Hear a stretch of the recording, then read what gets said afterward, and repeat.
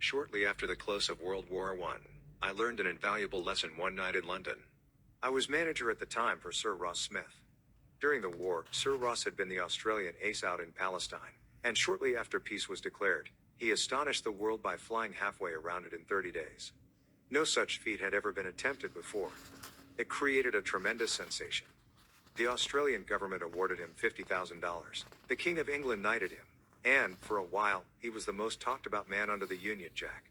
I was attending a banquet one night given in Sir Ross's honor, and during the dinner, the man sitting next to me told a humorous story which hinged on the quotation, "There's a divinity that shapes our ends, rough hew them how we will."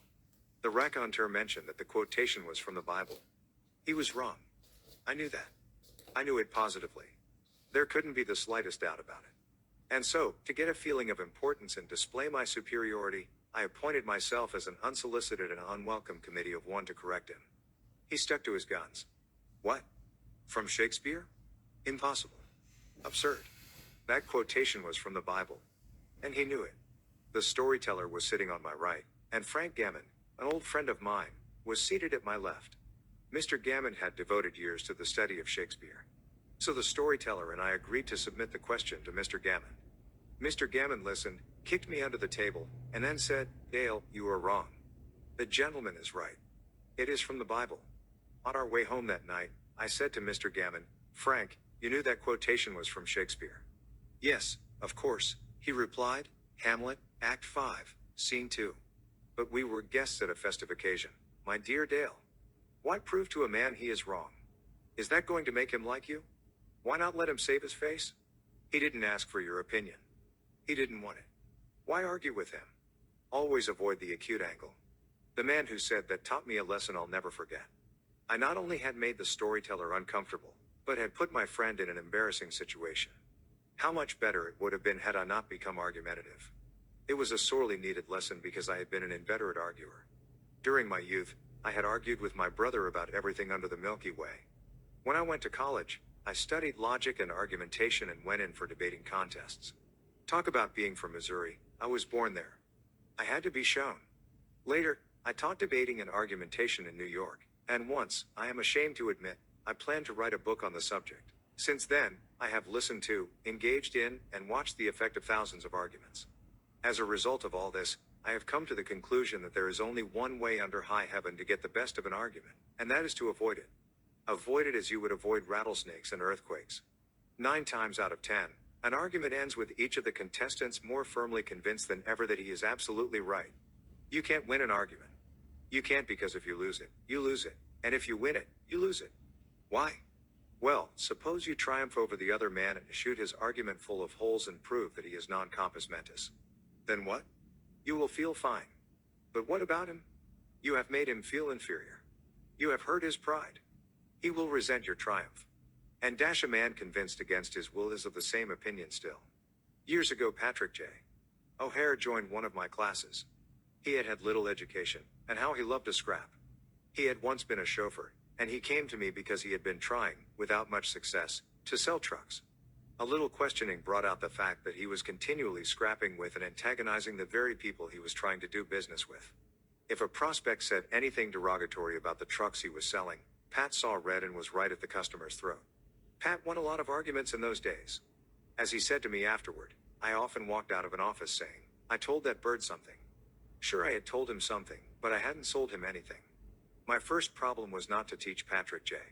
O'Hare to talk. My immediate task was to train him to refrain from talking and to avoid verbal fights. Mr. O'Hare became one of the star salesmen for the White Motor Company in New York. How did he do it? Here is his story in his own words. If I walk into a buyer's office now and he says, "What? A white truck? They're no good.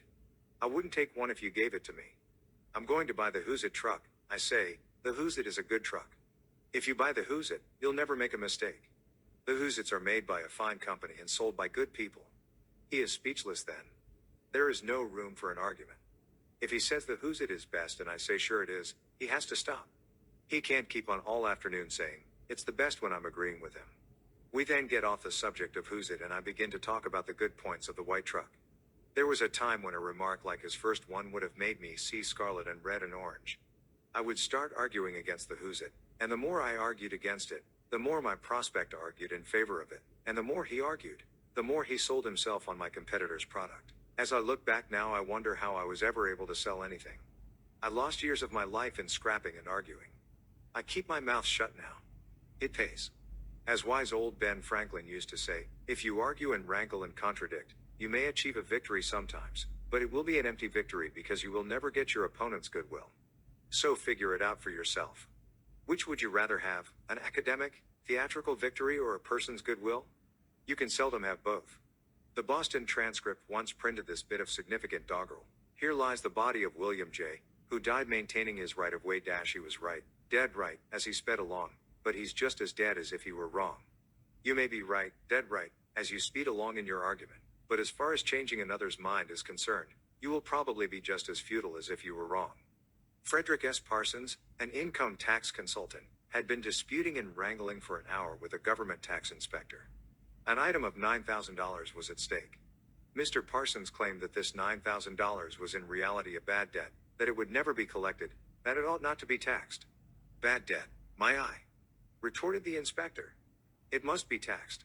This inspector was cold, arrogant, and stubborn, Mr. Parsons said as he told the story to the class. Reason was wasted and so were facts. The longer we argued, the more stubborn he became. So I decided to avoid argument, change the subject, and give him appreciation. I said, I suppose this is a very petty matter in comparison with the really important and difficult decisions you're required to make. I've made a study of taxation myself. But I've had to get my knowledge from books. You are getting yours from the firing line of experience. I sometimes wish I had a job like yours. It would teach me a lot. I meant every word I said.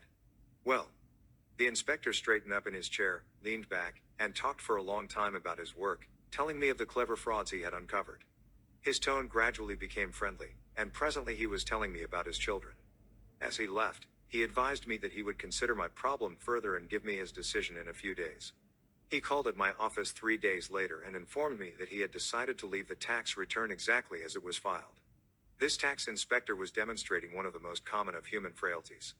He wanted a feeling of importance, and as long as Mr. Parsons argued with him, he got his feeling of importance by loudly asserting his authority.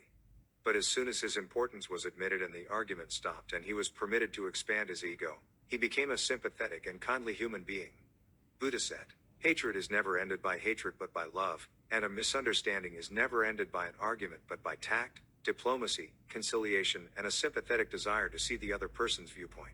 Lincoln once reprimanded a young Army officer for indulging in a violent controversy with an associate. No man who is resolved to make the most of himself, said Lincoln, can spare time for personal contention. Still less can he afford to take the consequences, including the vitiation of his temper and the loss of self-control.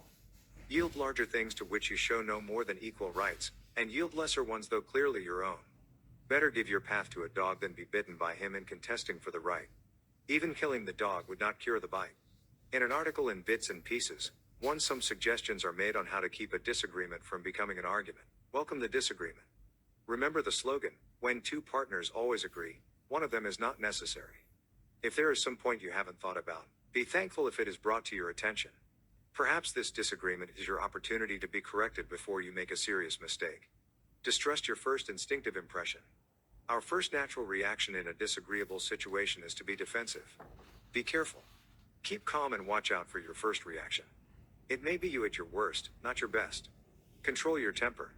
Remember, you can measure the size of a person by what makes him or her angry. Listen first. Give your opponents a chance to talk. Let them finish.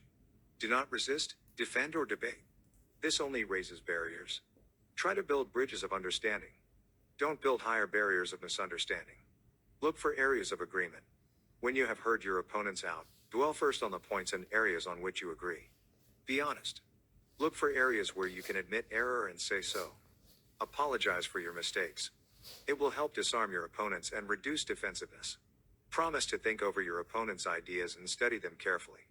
And mean it. Your opponents may be right. It is a lot easier at this stage to agree to think about their points than to move rapidly ahead and find yourself in a position where your opponents can say, "We tried to tell you, but you wouldn't listen." Thank your opponents sincerely for their interest. Anyone who takes the time to disagree with you is interested in the same things you are. Think of them as people who really want to help you, and you may turn your opponents into friends. Postpone action to give both sides time to think through the problem. Suggest that a new meeting be held later that day or the next day, when all the facts may be brought to bear. In preparation for this meeting, ask yourself some hard questions. Could my opponents be right? Partly right? Is there truth or merit in their position or argument? Is my reaction one that will relieve the problem, or will it just relieve any frustration? Will my reaction drive my opponents further away or draw them closer to me? Will my reaction elevate the estimation good people have of me? Will I win or lose? What price will I have to pay if I win? If I am quiet about it, will the disagreement blow over? Is this difficult situation an opportunity for me? Opera tenor Jan Pierce, after he was married nearly 50 years, once said, "My wife and I made a pact a long time ago, and we've kept it no matter how angry we've grown with each other. When one yells, the other should listen, because when two people yell, there is no communication, just noise and bad vibrations." Principle 1. The only way to get the best of an argument is to avoid it. Chapter 2. A sure way of